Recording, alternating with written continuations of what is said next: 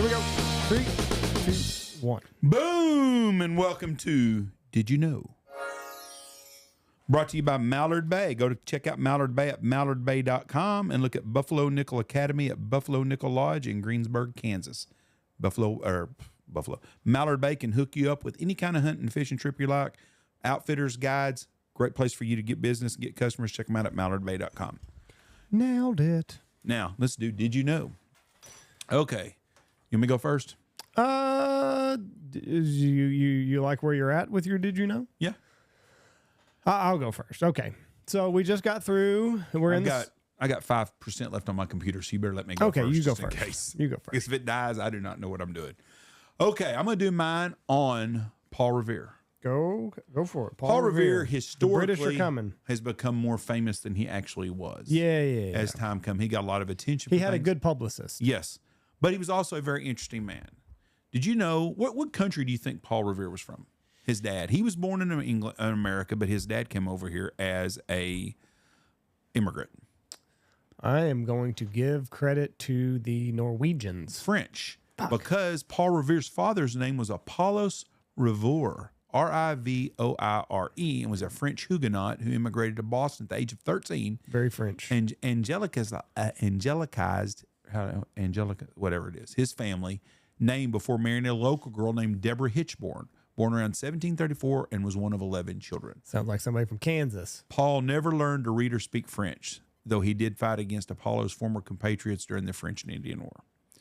He was a silversmith by trade, but he also worked as a part-time amateur dentist. Now, how the hell can you be an amateur dentist? I've been saying this for years. We have too much college regulations. You got Paul Revere pulling teeth, and listen, he only had a handful of people that probably got sepsis and died. So Revere used his skills as a craftsman to wire dentures made of walrus, ivory, or animal teeth into patients' mouth.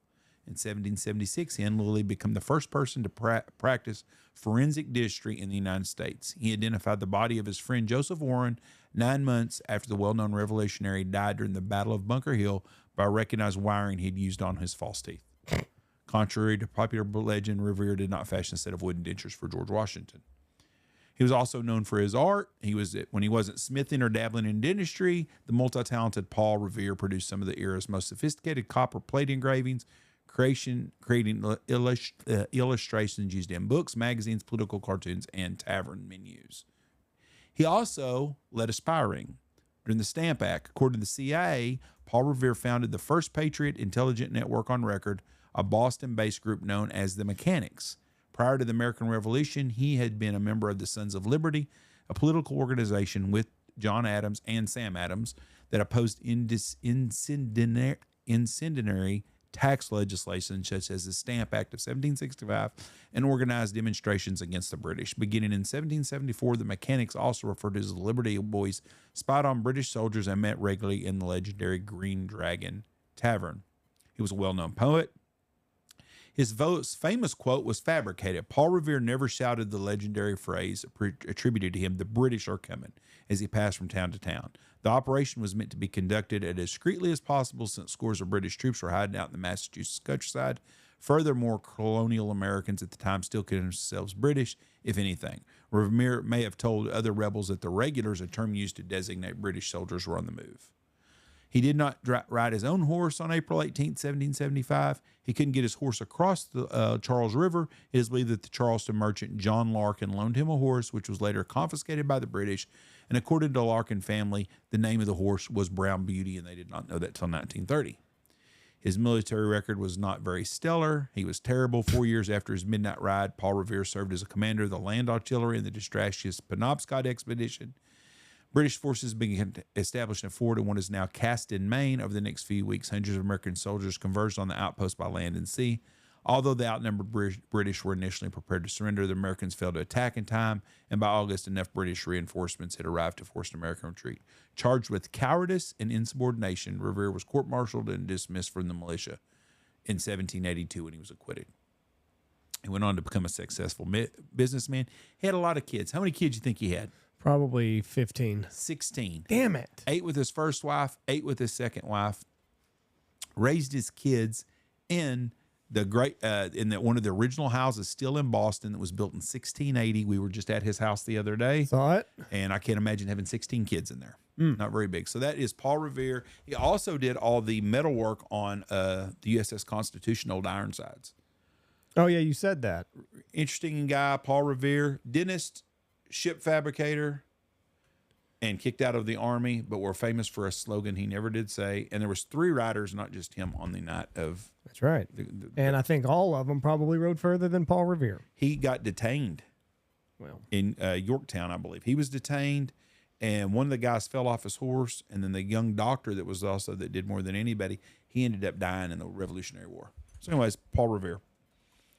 God love him. Yeah, one of them was named Israel Bissell. Yeah. No, that's not right. Yes, it is. I'm looking it up right here. It was Bissell? Isaac Bissell, not Israel Bissell. Isaac Bissell was a Patriot post rider who delivered mail between motherfucking fly. Annoying me. On April 19, 1775, the British made an attack on Lexington and Concord, igniting the American Revolution, which we have learned is just a big civil war. He was assigned to alert American colonists of the news, rally them, traveling from Watertown, Massachusetts, to Hartford, Connecticut, through the Connecticut colony. He carried the Lexington alarm message from Joseph Palmer. He wrote again in July of 1779 to make another alert to the Connecticut militia. And he was a black fellow, right? I don't think so. Okay, I thought one of the guys was a black fellow that did that too. Isaac traveled. Trying to see, because I've that one funny guy that did like a big history lesson. He's a comedian. I think it's Paul Wall, maybe. No, I think I fucked that up. Either way, Isaac Bissell rode way further than Paul Revere, but Paul Revere had a better publicist. So, yep. Anyway, okay, summertime is here, and a lot of us are enjoying that cold dessert called ice cream. Everybody loves ice cream on a hot summer day. Do you know how ice cream was invented?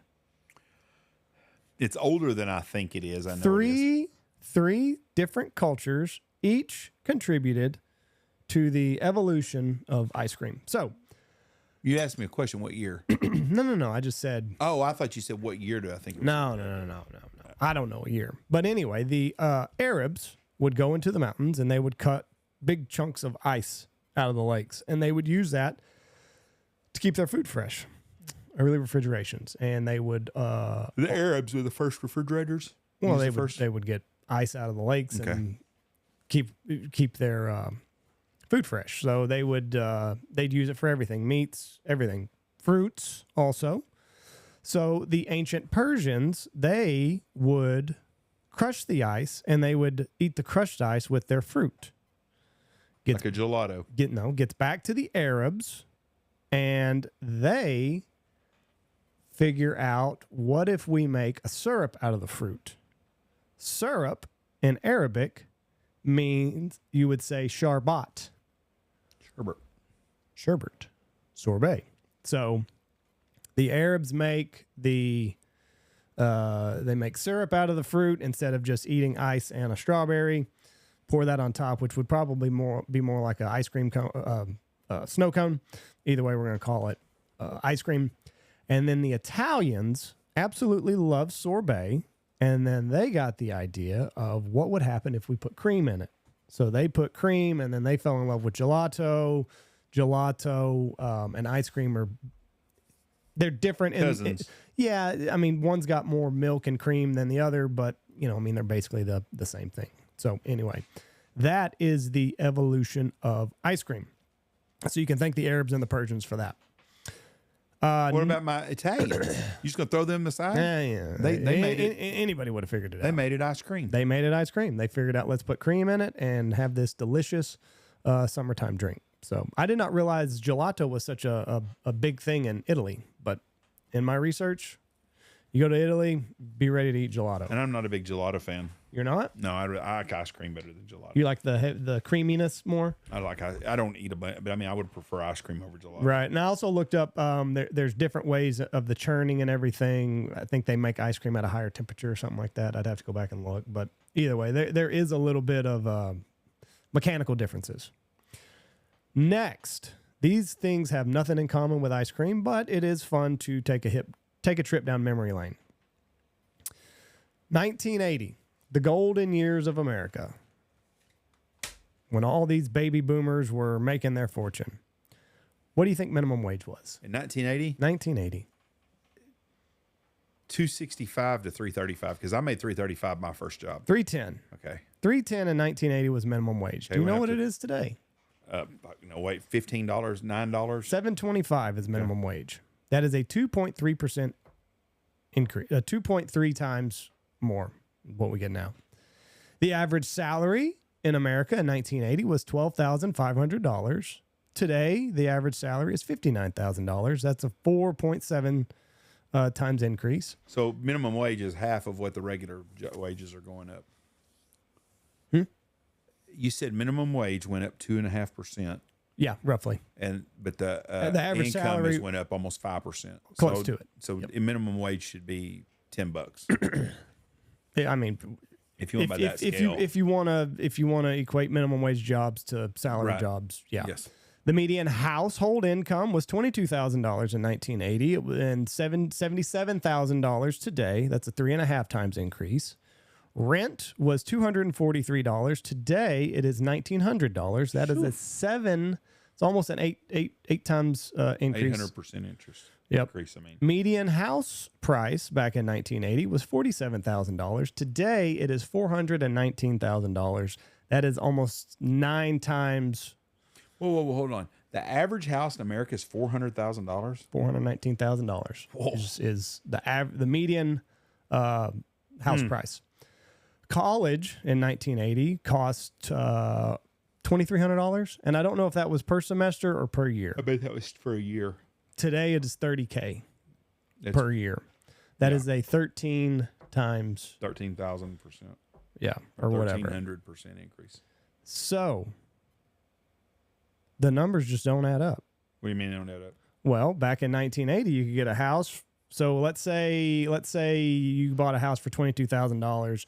You were a single guy. And the average income was what? Average salary. Oh, I'm sorry.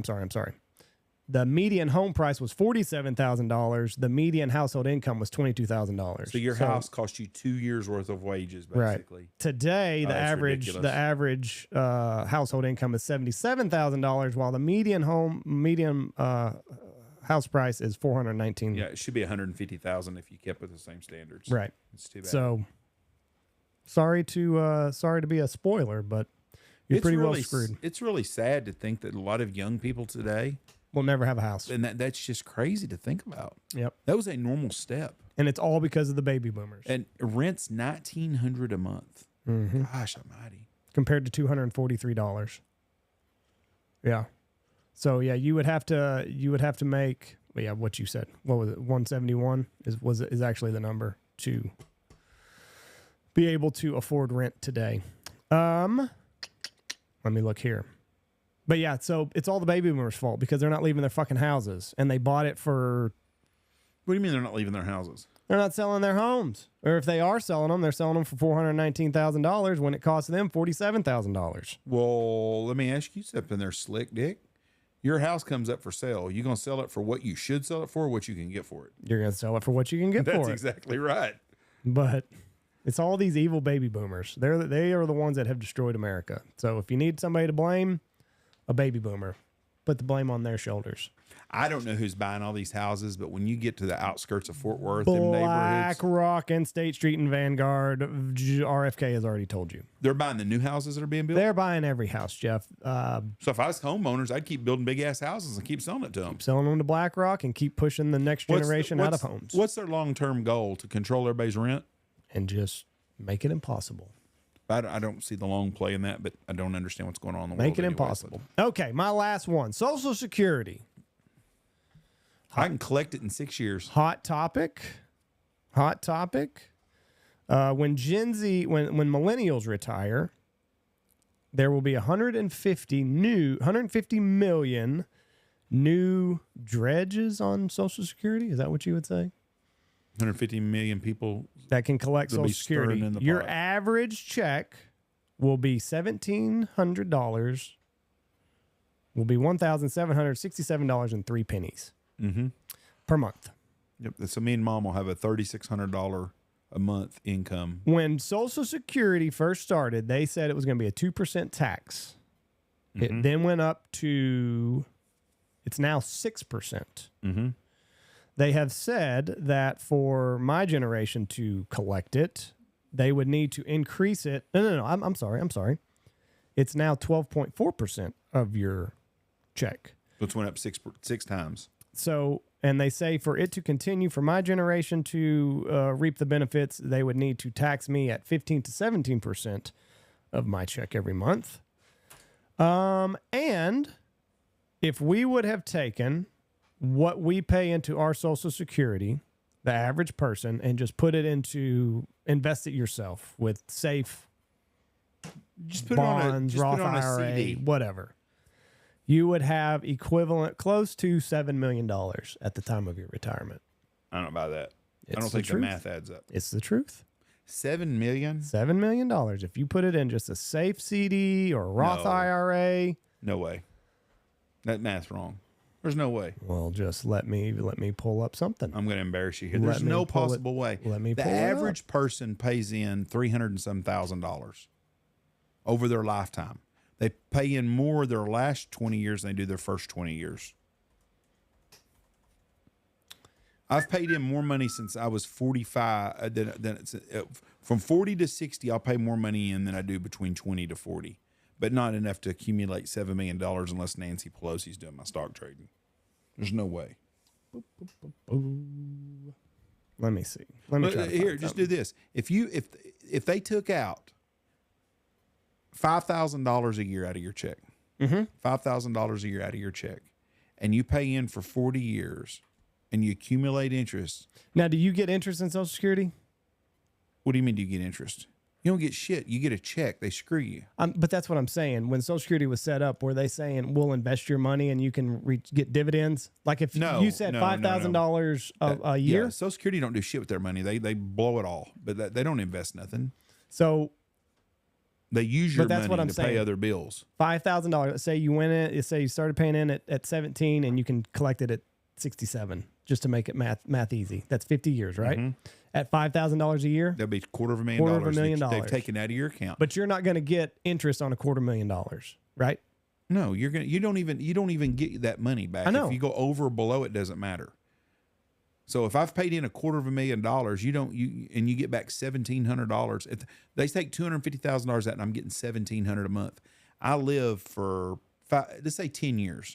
From I collected at 67. You said, Yeah. Or, that's what and I they're die at talking 77, which Right. seems to be a pretty good age people are dying at. So that's 10 years I collect, and at $1,700 a month, that's 18 times 12, 18, $22,000 a year. So in 10 years, I would collect $220,000. They've collected $250,000 from me. Okay, but you got people like my dad who collected. My dad collected a couple of years. He got some money back out of it. Harry collected, paid his whole life into it. He got his first check in August, and he was dead the next June.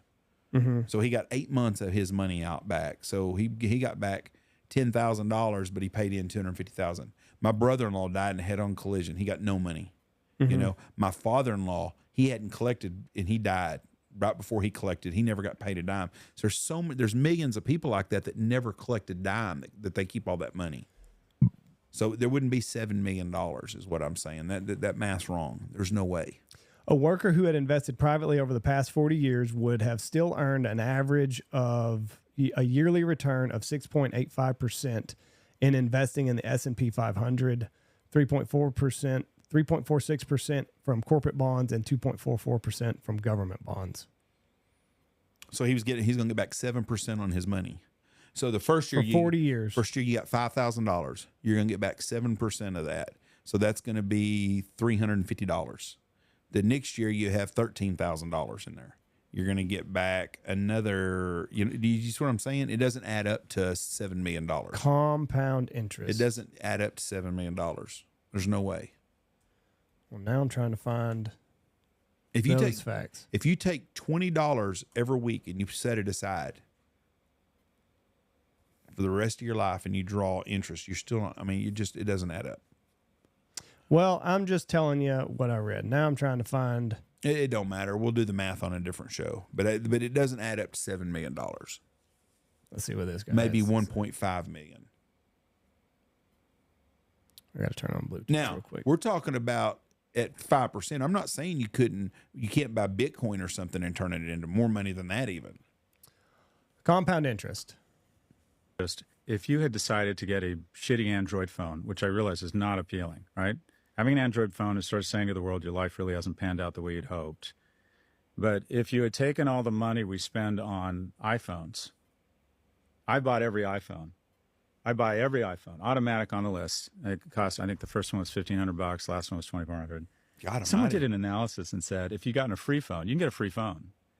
If you got a free phone and you take all the money you had invested in Apple phones and you bought Apple stock, you'd have $3 million right now. Wow. Because obviously Apple's gone insane, Yeah. right? But what you don't realize as a young person is, how old are you, young man? See, and that's false too. Okay, when I was his age. That's bullshit what he just said. It's a complete lie. Pick Hold it on. up with him, not me. Hold on. There's been iPhones been around since what, 2007, 8? Yeah. Okay. So we've had an iPhone for 15 years. The average phone, let's say he's taking out is $30,000. The average phone? He'd say he paid $2,000 a phone. He didn't pay that much for him, but he did. That's $30,000. Mm-hmm. $30,000. If you'd bought $30,000 of Apple stock the day it came out, it might be worth $3 million. But if every time you were going to buy a phone, you bought more Apple stock, it ain't even close to $3 million. So that's a bullshit comment, what he just said. I don't have the numbers. Well, I'm just telling you, if you bought an iPhone for $2,400 today, you'd get about 10 shares of Apple stock. Let's see what Apple's trading at today. So what he's saying is misleading. He's not saying if you spent your whole lifetime of them Apple phones and put it all the day they come out on their IPO, yes, it probably would be worth $3 million. But not No. in 2015. Not if you spread it out every year you were buying a phone, you put that money into Apple stock and you kept getting a free phone. Okay, Apple stock's worth 228 shares. Right. So that would be, to be $3 million, that would be what, 15,000 shares? Yeah. 14,000 shares. You ain't going to accumulate 14,000 shares of Apple stock.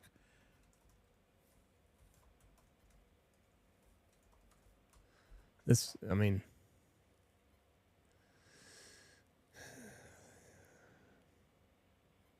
but I think that's saying at the initial IPO. Yeah, that's what I was saying. If you did that, and it's saying But here, that's 367 million if Yeah. you put that money. If you put calculated that to buy each model of an iPhone at launch would set you back $17,000. But if you put that money in Apple stock, you'd be sitting pretty on a portfolio with a whopping 367 million. If you want to be perfectly sure what all those zeros. Look at the one below that. What if I invested $1,000 in Apple 10 years ago? What it would be? $10,000. Okay. Get 10 extra money. Bingo. That's my point to the whole thing the guy was saying. He's full of shit. He's lying. He's a liar. Yeah, he is. He's full of crap. Now, that's misleading what he's saying. He's not telling people a falsehood that if you bought all them phones and would have bought it the day of the IPO come out. What was Apple's IPO price? And how many times has it split? And how many dividends have they paid since then? Apple's IPO. $22 a share, so 10x. Now, on December 12th, 1980, you didn't have a damn clue they was going to have a damn phone come out anyways. Right. So it's another thing he's full of shit about. If you'd have bought it the day they first launched their phone, it was probably $100 a share. But let's see in Apple price in what, 2007 we think? Yep.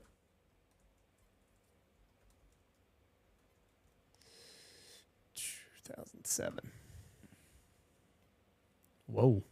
$5. $5.98. There's how you come up with your money. On that day right there, if you'd have bought $17,000 worth of shares, or $30,000, what I said a minute ago, that would have been 5,000 shares of Apple stock. Now, how many times has it split since 2007? You know? 44. Well, Did it say it? no. How many times has Apple split since 2007? Because that was a big Bill Clinton era. Clinton was before that. That was when they had all the 4 for 1 basis. I don't know what any of A that stock means. split on 4-for-1 on August 20th, 7-for-1 on, and a split for 2-to-1. Okay, your 7,000. We said 15,000, or what did we say? There was it was $6 a share. Yeah. It had 5,000 shares, so it was a 4-for-1 basis. No, so, it was 2-for-1 in, No, in 05. The first one was what year That's was the first 2020. one? Okay, the first one was on February 28, 2005, 2-for-1. 2-for-1. So that had been, he'd have gotten 2,500 more shares. So it had been 7,500. And then in June 21st, it did another one. So it had been 7-for-1. 7,500. No, hold on. There's 3 of the 2-for-1s.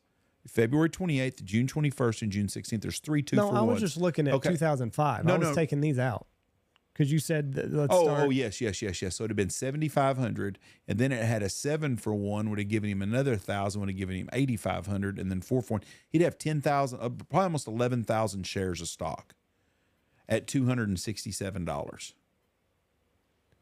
$2.2 million. So he's not far off. But you're right. But he was misleading about what he said. He acted like if every time you bought a phone, if you'd have went down that day and bought Apple stock, you wouldn't have that much money.